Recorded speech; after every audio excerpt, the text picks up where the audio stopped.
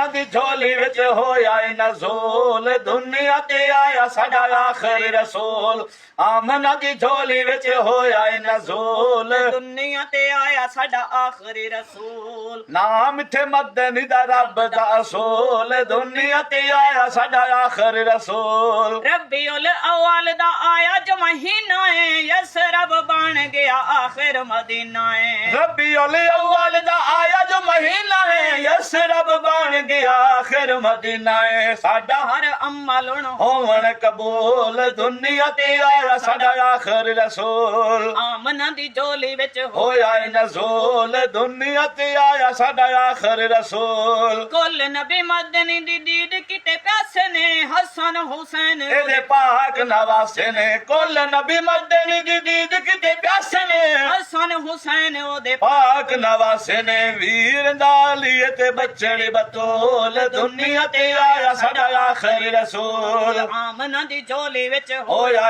नज़ूल दुनिया ते आया साडा आखिरी रसूल आखिर ते आया पहला पहला शाहकार सारे नबियां दा ताई ओ सरदार आखिर ते आया पहला पहला शाहकार सारे नबियां दा इहो सरदार नबी जिथा पढ़े ओही इंदा सकूल दुनिया ते आया साडा आखिरी रसूल आमना दी झोली विच होया नज़ूल दुनिया ते आया साडा आखिरी रसूल ऐता मैं सुनदा पिया समझ न रस्मा अल्लाह ताला चाहिए दे चेहरे दिया कसमा ऐता मैं सुनेंदा पिया समझ न रस्मा अल्लाह ताला चाहिए दे चेहरे दियां कसमां उम्मती करे सेनोने जन्नत वसूल दुनिया ते आया साडा आखिरी रसूल आमना दी झोली विच होया नज़ूल दुनिया ते आया साडा आखिरी रसूल रल के मनाया सजंदा मिलाद मुनकर ओंदा होवेंदा बर्बाद